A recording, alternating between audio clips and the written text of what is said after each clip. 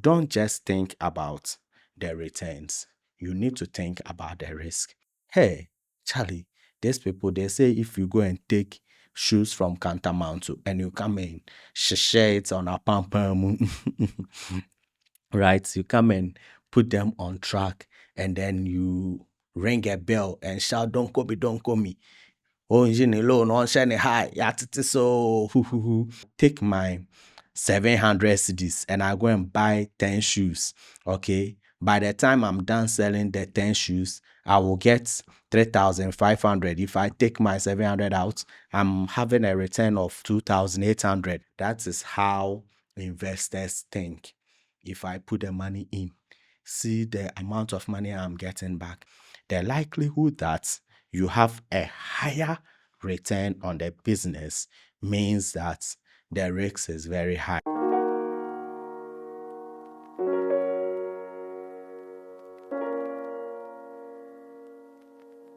Welcome to Disclosures Podcast, and today we are talking about business risk and how to manage it. My name is Nyantakyi Bonna, and I'm your host for Disclosures Podcast. Today we want to really discuss risk. What do we mean when we talk about risk? And then how does risk really affect us in our business? And then how do we manage them? I have stated some 4 measures that we can really deploy to manage risk. Okay, so it is going to follow in the conversation of TARA. And this is a very common phenomenon among business professionals. So when we talk of risk, all that we are saying is the possibility that something may go wrong, right? When you are on a quest to achieve something, if you set your goals, if you set your objective, and you have an aim to really work towards it, there is the likelihood that what you set up to do may not happen, right? It may not, things may not go as planned. If that happens, then it means that you are facing some form of risk.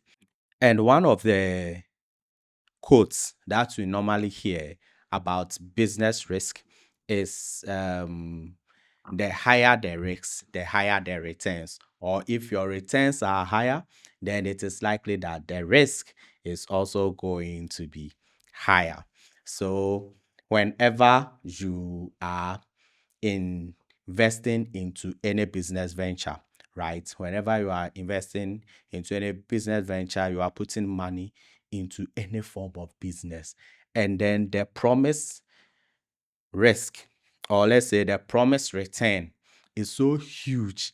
And we have 100% return on the investment. We have 80% return on the investment. It means if you put your money into the business, you are going to get 80% as returns. Okay, so if you give them 100 cedis, they will pay you 180 Ghana cedis. And then, hooray, if you bring in 100 cedis, you get 200 cedis. If you bring in 100 cedis, we will give you a whooping 1,000 cedis. Yeah. When you hear all these things, normally investments are sold to you based on the returns that you will get, okay, based on the profits, what you will get back. And that is how businesses are packaged to attract people to put their money in it. One side is that you, as the person who has the money, right, you would have to ensure that you understand the risk involved in putting the money to where you are sending your money to. Okay. So if you think of any business, just think of any business and the reason why you want to engage the business. We believe that as any person, any entrepreneur who is trying to establish any form of business, the idea is that by the end of the year or by the end of the period, you should get some money be out, okay? And you will look at, hey, Charlie, these people, they say if you go and take shoes from Kantamanto and you come and share it on a pam pam, right? You come and put them on track and then you ring a bell and shout, don't call me. Oh, engine low, no shiny high, yeah, so and then they will can buy. So it means that a shoe that you got from the wholesaler at, let's say, 70 Ghana, you can come and sell it at 350 cedis, okay, 400 cedis. Hey, you understand? Then you start deducting. So if I take my 700 cedis and I go and buy 10 shoes, okay, by the time I'm done selling the 10 shoes, I will get 3,500. If I take my 700 out, I'm having a return of 2,800. That is how investors think. If I put the money in, see the amount of money I'm getting back. Okay. Now, don't just think about the returns. You need to think about the risk. The likelihood that you have a higher return on the business means that the risk is very high. Because, of course, apart from information dissemination, okay, so the fact that we cannot some people would keep good investments, okay, no matter what, if you are not an earliest investor, then it means that by the time you might have heard it, a whole lot of people have heard it as well, and everybody will be putting their money in it. And as to you knowing that we buy shoes 70 and sell 350, no, it's likely that a lot of people have heard that business strategy and everybody is putting their money there. And so by the time that you alone you go and buy the shoes to come out, there are a lot of people who have also put their money into that similar investment, because of course ɛnyɛ wo nko ara na wopɛ sika. Yɛne abrɛ wɔ kurom ha no mo, everybody is looking for money. And what is going to happen is that you will buy the shoes, all right. However, when you come to the market to go and sell, you are likely to have a lot of people who also put their money into buying the shoes to come and sell.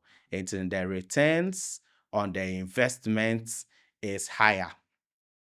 But the risk that you come and meet a higher competition for you not to be able to sell the shoes as the 350 cedis as planned, or even crampo or so crampo now, people have already spoken to the customers and customers might have bought it, is already too high. So the plan or the objective of buying shoes at 70 cedis to go and sell 350 cedis is likely going wrong. You are likely not meeting it, and that is what risk is all about. Now, when we talk of risk, we have business risk. This risk is really about the fact that you've invested money or you are putting money into a business expecting some return. There is a risk that also affects everybody. For instance, we are in the June-July season where there are a lot of rains in Accra and flooding is going all over the place. We saw fire outbreak at, I think, Mokola or Tudu. I think it's Tudu, right? Early 2025, there was a fire outbreak at Kantamanto. There was fire outbreak at another market in Kumasi. These are some kind of risks that affect, let's say, you and your competitors, okay, everybody in the market.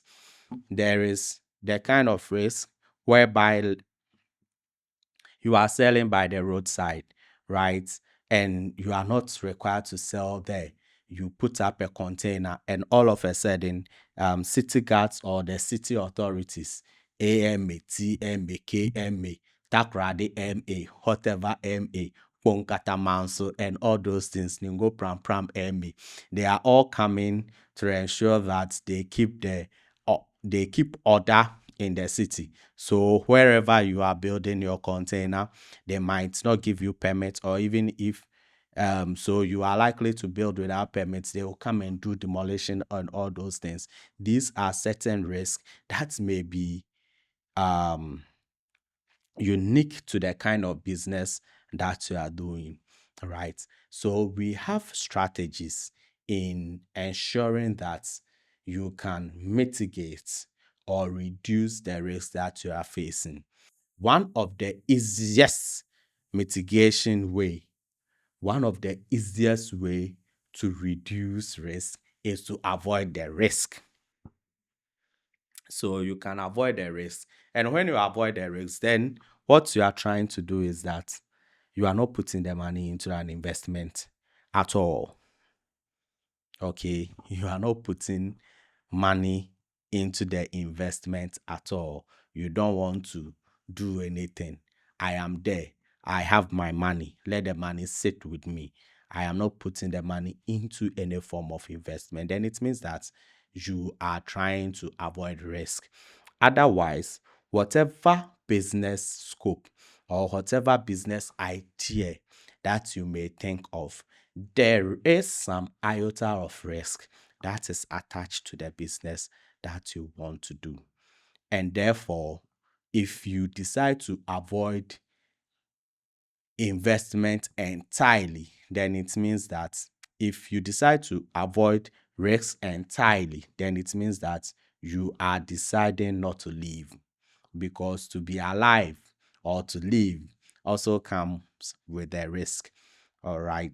So anything that we do will come with some form of risk. So risk is unavoidable. That's what I'm trying to say. It is unavoidable. But then the strategy of avoiding risk is considering the risk in a particular business. Let's say I want to go into hotel, right? And then the risk of not making profits out of going into hotel business is very high. Me, I can't. You remember some people um sent money to some investment that were considered to be Ponzi schemes, the era of Ponzi schemes those days, right? It wasn't everybody who was caught up in the Ponzi scheme. It wasn't everybody who had money was caught up in Ponzi schemes. There are people who didn't even have money and took other people's money to invest in Ponzi schemes. Okay, so when you decide to be like, Charlie, looking at the way this business is going, I don't really like it. I don't want to engage in this particular business, but I would rather choose to put my money in that particular business, that particular investment. Then all that you are trying to do is to avoid the risk of investing in some kind of scheme that may sound like a Ponzi scheme, and rather put your money into some place where the return may be low, right? So that is how avoidance of risk comes around. Hi, we hope you are enjoying the conversations. Sorry I cut in this moment, but there is important information that I have to share with you. We need you to subscribe to this channel. We need you to subscribe to this podcast. This will enable us to grow our community and show our guests that when they come onto this platform, we are a large community where his ideas and conversation will actually make a massive impact. Without this, we may not be able to convince very resourceful persons onto this platform. I cannot do this alone unless you hit on the subscribe button. Hit on it and let's dive back into the conversation. Then recall the T aspects there. When we look at the T aspects, we are looking at transfer of risk. So instead of avoiding the business altogether, why don't I go into this business and then find somebody who will take charge of the risks for me? So, for instance, there is this funny competition that I see on TV. I think I see it online most of the time, and it looks like slapping competition. So assuming that this is some wild this is some wild illustration, but let's use it. Assuming you want to go into slapping competition, then you say that okay, the risk of me getting slapped is very so will pay me so much that Charlie, I cannot withstand this. But then I want to the impact on me will be higher, but the frequency of the risk will be low, right? So the plan is that I would want to bring in somebody to come into the competition with me. And the whole point is I'll be slapping and taking slaps. I'll be slapping and taking slap. But whenever I see that this kind of slap that is coming to me is very so high, you bomb me and me, then I will bring the person I paid to come and stand in and take that high slap so that I'll come and take the soft ones. That's funny, man. That's crazy. But then to bring it into normal business sense, it is normally done with insurance. Okay. So the whole point is that you would have a certain kind of risk when it affects you, the impact on your business, right? The impact on you, on your finances, your investment, your business, everything profitable, everything positive. The impact on it will be so high that all your positivity will turn into negativity. You bab. So if that is the case, I cannot also avoid doing this business because the when the risks happen, it will be very high. For instance, fire. For instance, burglary, right? For instance, accidents. When they come, they are going to be very high impact. But how often do offices get burnt? How often do we get burglaries moving into offices to steal when we have all the security measures available, right? How often do we have accidents happening, building collapsing, natural disaster, and all those things? It happens once in a time, but there is the possibility that it can also happen. If that is the case, then let me bring in somebody who will come and take charge of this risk for me. In case it happens, then that person will take and ensure that they put me back to where I was before I was hit with the risk. And that is what insurance is about. You bring in insurers and you ensure that you insure your risk to them, pay your premium, and when or in case it happens, they will step in and be your buffer and restore you to your comfortable place. And then that is what transferring risk is about. Now, you realize that when I looked at the way we avoid risk, I didn't mention the frequency and then the impact. So if the frequency is high, the likelihood that Charlie business way enye very high based on some analysis, right? Based on some analysis that is available to me.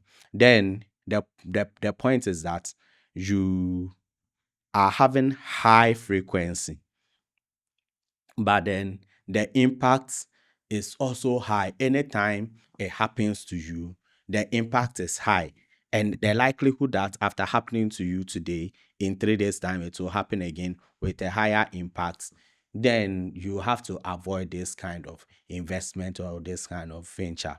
Now, using the same frequency and impact assessment, mhm, we are looking at the situation whereby the impact on your business will be low and then the frequency will be high. So you run a building construction shop, right? There is the likelihood that those who bring in um, your inventory, the things that you sell, right? So let's say building material. What are you going to sell? You are going to sell cement, especially. You are going to sell POP cement. You are likely to sell fiber. You are likely to sell home champ and so forth and so on. All right. The likelihood that the loading boys will steal from you is very high. The likelihood that your staff, if you don't take care, will sell the inventory and pocket the money is also going to be high, right? The likelihood that somebody will come and buy the thing on credit and will not pay on time or pay at all is also high. However, if they really steal 2 bags of cement from you, 3 bags of cement from you, 10 bags, based on the quantity you have. Let's say you have about 15,000 bags of cement. Now you are 50 bags, 70 bags, 80 bags, 100 bags, akosra, 200 bags, 500 bags, right? Yes. So now they are stealing frequently. The impacts are very, very low. Okay. What it means is that with time, the stealing of your inventory, the stealing of your cements and building materials that you're selling is likely to cause you, if it continues for long, it is likely to collapse your business, but it will not collapse it instantly. So the plan of handling this risk is by reducing it. You reduce the frequency. So it means that you may not be able to eliminate it, but then you will try and reduce the frequency of people stealing from you. So what it means is that when you are hiring, you ensure that maybe your workers, your loading boys and everybody may have guarantors, guaranteeing for them that these people are of high character, they are of high moral character, and that in case they even do something immoral in your business, I, the guarantor, will stand in and pay for the cost. Then it means that what are you trying to do?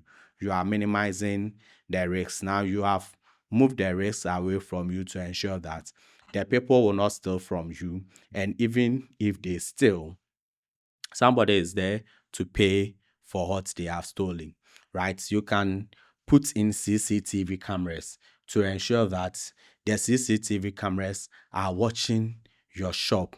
So whilst you come or wherever you find yourself, you can log onto the system and look at how people are working, how they are treating customers, how they are being acting with urgency in the shop for you. So when they know that the CCTV cameras are there, they are likely not to do anything untoward. You can divide um, the work process to ensure that, look, if you come to my shop to buy building materials, there is somebody who will take the list of the things that you want to buy. There is another person who is going to load the things that you said you are going to buy.